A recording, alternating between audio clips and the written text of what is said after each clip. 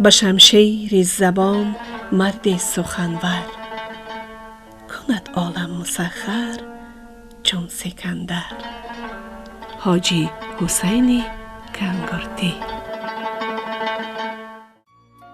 در برابر دیگر اصالت‌های ملی، زبان تاجیکی نیز تاریخ قدیمه دارد.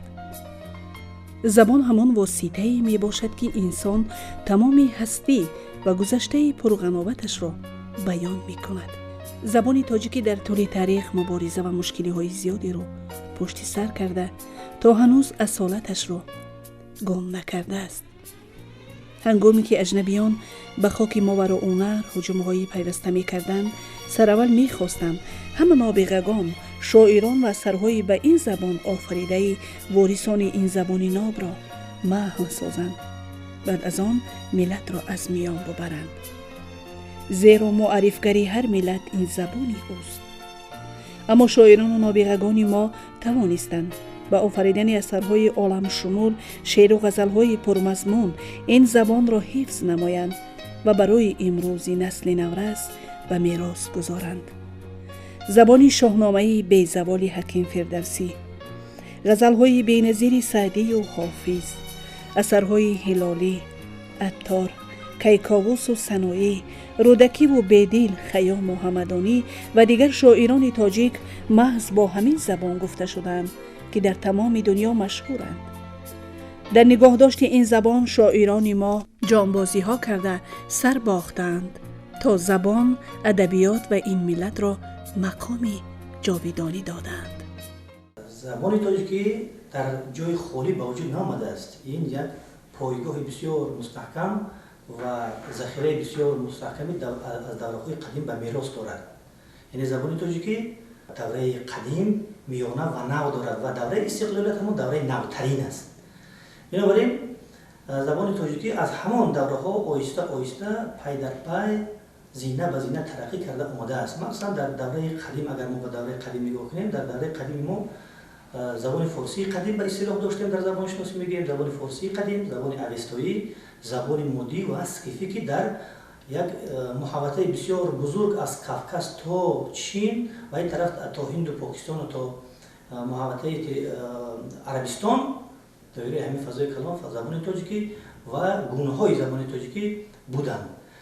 و در همین دوره از قدیم تا امروز اگر ما نیک نظر کنیم، اثرهای بسیار بزرگی به این زبان به وجود آمده. ما یاد داریم اوستا که تا امروز مثلا هرچند که میگن که در 12000 پوست وحشت از اسکندر مقدونی این را سوخت، ولی از زبان به زبان گذشت، مردم را از یاد میدونستند، چون که در اونجا عقیده و آمال، ایده های بسیار پرقوتی تربیوی و اخلاقی در اونجا هست و بود، مردم را از یاد میدونستند و در عاقبت بود در زمان فارسی میونه باز از نو به خط دیندبیری از نو باز کتابت شد. در برابر اوستا ما که دیگر کتابخوان در این دور داریم، در این زمان در دوره فارسی میونمون، اگر یاد داشته باشید، درخت اسوریک، یادگاری زری رام، فرهنگ پهلوی، فرهنگ اویم ایوک، خب فرهنگ زند اوستا میگن که اینجا تفسیری اوستا به زبان پهلوی است. اینها گنجینه هایی می باشند که برای تقویت زبان امروزه تاجیکی پایه های زبان تاجیکی بودند. عصر هفت، هنگامی که اجنبیان عرب به خاک ماوراءالنهر هجوم کردند، در نوبت اول زبان عربی را جاری کردند و شاعران و ادیبان را مجبور کردند که به همین زبان شعر ایجاد کنند و داستان‌های مدحی نویسند. محض همین دوره را شاعران دوره سکوت زبان گفتند.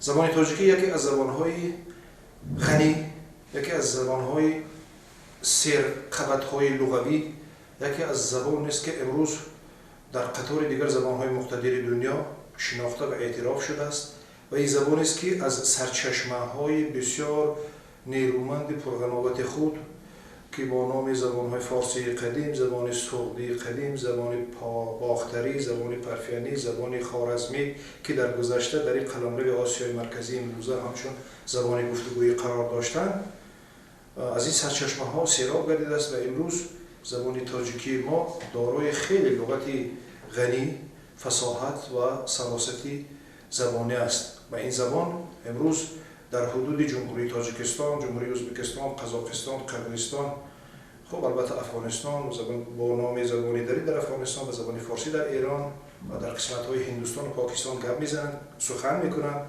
و یکی از زبان‌های اگر از حساب نفوس به حساب بگیریم قریب اندر بیش از 200 میلیون نفر مردم به این زبان صحبت میکنند که یکی از زبان‌های مقتدر دنیا حساب میشود. زبان مثل شاهراهی است که از بنیاد هر یک ملت خبر می‌دهد.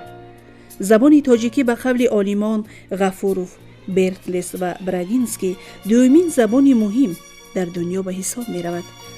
از این رو زبان تاجیکی را در تمام دنیا همچون زبان شعر پرغناوت و اثرهای بی‌نظیر می‌شناسند و خواهند شناخت.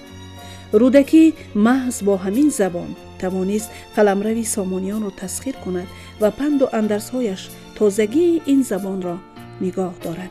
زبان ناب تاجیکی شیواترین زبان میان دیگر زبان هاست و می توان گفت که هیچگاه اصالت خود را گم نکرد و نخواهد کرد، زیرا وارثانش این مقدسات را چون گوهرکی چشم نگهبانی می کنند.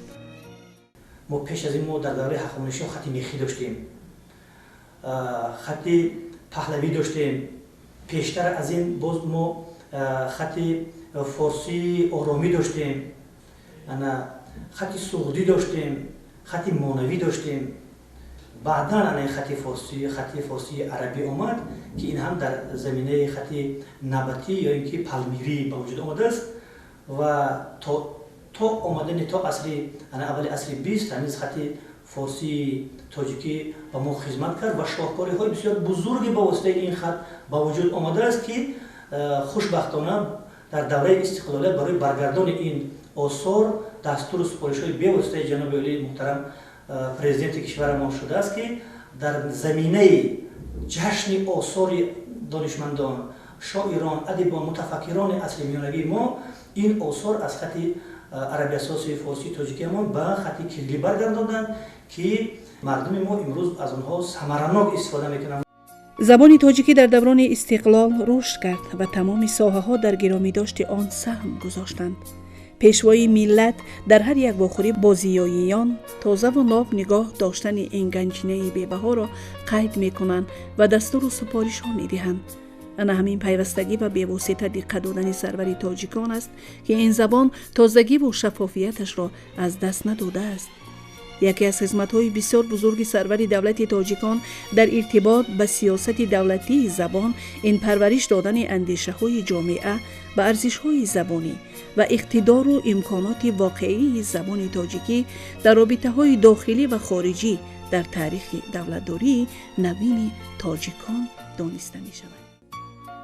تنها با آگاهی عمیق از گذشته‌های دور و سابقه تاریخی زبان تاجیکی و آثار دوره‌های تاریخی آن که در چندین انواع خط همچون نمونه زنده تا به روزگار ما آمده رسیدند، میتوان از مقام و مرتبه این زبان در طول تاریخ نتیجه گیری کرد.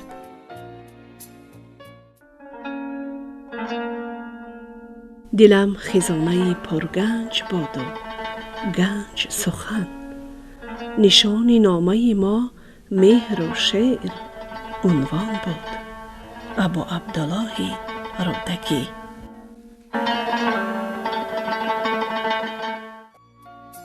سروری دولت در هر یک سخنرانی خویش تاکید می‌کنند که حالا در دوران استقلالیت مرحله نوی رشد زبان آغاز شده است. زبان تاجیکی به حیث زبان ملی و دولتی امروز در جامعه در مقام زبان سیاست، علم و معارف، فرهنگ، قانونگذاری، روابط دیپلماتی، تجارت و دیگر وسایل ارتباطات قرار دارد. زبان ما عامل مهم پایداری ملت می باشد و در پایه واقعیت علمی استوار گردیده است. این اندیشه سرور دولت درباره مقام زبان در هسته ملت و شناخت آن از واقعیت تاریخ، سرنوشت زبانها و خلقها و ملت‌های دیگر نیز برمی آید که تاجیکان در مسیر تاریخ یکی از نمونه‌های این واقعیت محسوب می شود. در دوره استقلالیت زبان تاجیکی بال و پر تازه گرفت. همین ترقیات زبان تاجیکی مخصوصا در دوره استقلالیت بی سابقه است. چرا؟ چون که سرور دولت ما با زبان اهمیت مخصوص می‌دهند. در همه گزارش‌ها، در همه صحبت‌ها، پیام‌ها با مسئله زبان، با مسئله آموزش زبان، با مسئله تدریس زبان، با مسئله ترجمه، دانستن زبان‌های دیگر اهمیت مخصوص می‌دهند و این باعث شده است که جوانان ما و تمام جامعه جمهوری تاجیکستان با مسئله زبان دقت. این از یک طرف. بعد از استقلالیت دولتی کسب کردن جمهوری تاجیکستان در سیاست دولتی امروز تاجیکستان حمایه زبان در مرحله یا در جای اول می‌ایستد. زیرا در هر برآمدش پیشوای معظم ملت راهبر دولت امام علی رحمان بارها و بارها گشته تاکید میکنند که دانستن زبان مادری و دانستن چند زبان دیگر برای آینده رشد تاجیکستان در همه ساحه‌ها خیلی عامل مهم است. زبان رکن اساسی ملت است. هر که به قدر زبان مادریش نرسد به قدر هیچ چیز و هیچ کس نمی رسد. آخر زبان مادر است. زبان تقدیر است. زبان تاریخ است. زبان مدنیت است. دستور سروری دولت در راه آموزش و پرورش نسل‌های امروز و فردای کشور در ارتباط به دانستن زبان مادری و زبان‌های خارجی در شرایط کنونی رابطه‌ها با کشورهای دیگر از سیاست بسیار مهم مناسبت‌ها در شناخت مردمان، تمدن‌ها و فرهنگ‌ها دانسته می‌شود. نکته جالب دیگر را گفته گذاشتند که دانستن زبان خارجی در زمینه دانستن زبان مادری به عمل می‌آید. این هدایت پیشوای ملت وادار می‌سازد تا زبان‌های خارجی نه در زمینه زبان بیگانه که آن نیز زبان خارجی محسوب می شود، بلکه باید در پایه معیارهای زبان مادری و رعایت ویژگی‌های آن آموخته شود. این شیوه آموزش برای رابطه‌های آزاد ما با کشورهای جهان و ارج گذاشتن به زبان دولتی در برابر زبان‌های دیگر روش مثبت ارزیابی می‌گردد. در دوران استقلالیت چندین کلمه‌ها، تعبیرها، واحدهای لغوی زبان ما به زبان تاجیکی پیدا شدند که افاده‌گری، ثبتیات و زیبایی زبان تاجیکی هستند. باید همین عامل، همین سبب‌ها زینه به زینه، مرحله به مرحله پیش روند و البته این از طرف دانشمندان و تحقیقات و پژوهش می شود. لغت‌های مختلف ساحوی ترتیب داده می شود که روزها ببینید لغت‌های در ساحه‌های مختلف علم تهیه شدند، آماده می شوند و این البته باز عامل دیگری گسترش زبان می شود. راهبر دولت ما در سازمان‌های با نفوذ بین‌المللی، یونسکو، یونیسف یا دیگر مرکزهای یا دیگر جماعت‌های بین دولت‌ها با زبان شیرین تاجیکی برآمد می‌کنند. خب دیگر راهبران دیگر دولت‌ها سخن زیبایی سخن تاجیکی رو می‌شنوند. یعنی در دوره نوی ترقیاتمون من می‌بینید که زبان تاجیکی با عنوان زبان رسمی دولتی در کانستیتوسیون جمهوری تاجیکستان ثبت شده است، در قانون زبان ثبت شده است و از روی آن همین قانون‌های معیاری حقوقی زبان تاجیکی امروز فعالیت دارد. از آن لب شنیدن حکایت خوش است، سخن‌های رنگین بغایت خوش است. کمالی خجندی.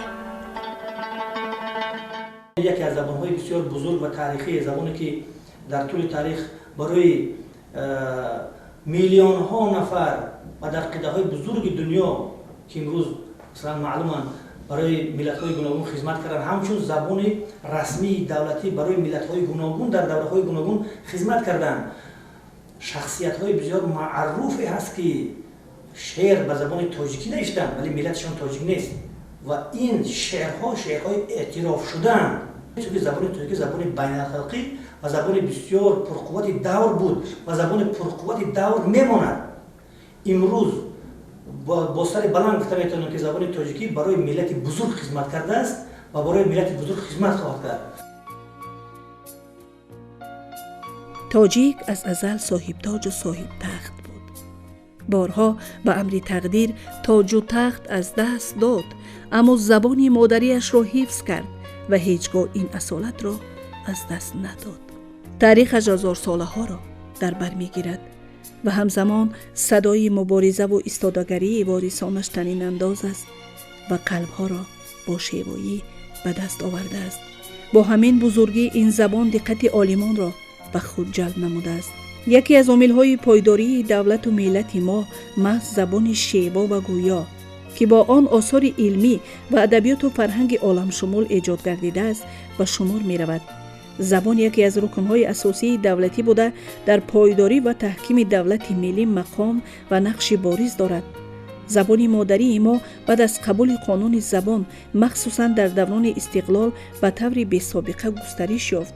беш аз пеш нақшу мақом ва манзилати хишро ба ҳайси забони давлатии кишвари соҳиби истиқлоли тоҷикистон мустаҳкам намуд ки ин сиёсати бунёдкорона ва хизматҳои бевоситаи сарвари он асосгузори сулҳу ваҳдати миллӣ, пешвои миллат, президенти ҷумҳурии тоҷикистон муҳтарам эмомалӣ раҳмон аст. татбиқи қонуни забони давлатӣ дар тамоми соҳаҳои ҳаёти ҷомеа ба таври васеъ амалӣ гардида истодааст. мақоми давлатӣ гирифтани забони тоҷикӣ ва таҷлили иди забонро ҳамчун бузургтарин рӯйдод дар даврони истиқлол шуморидан мумкин аст. санаи гиромидошти забон барои таҳкими пайвандҳои анъанавии халқу миллатҳои сокини тоҷикистони азизамон, рушди маънавиёт, худшиносии миллӣ, ифтихори ватандорӣ, устувории пояҳои ахлоқии ҷомеа мусоидат хоҳад кард.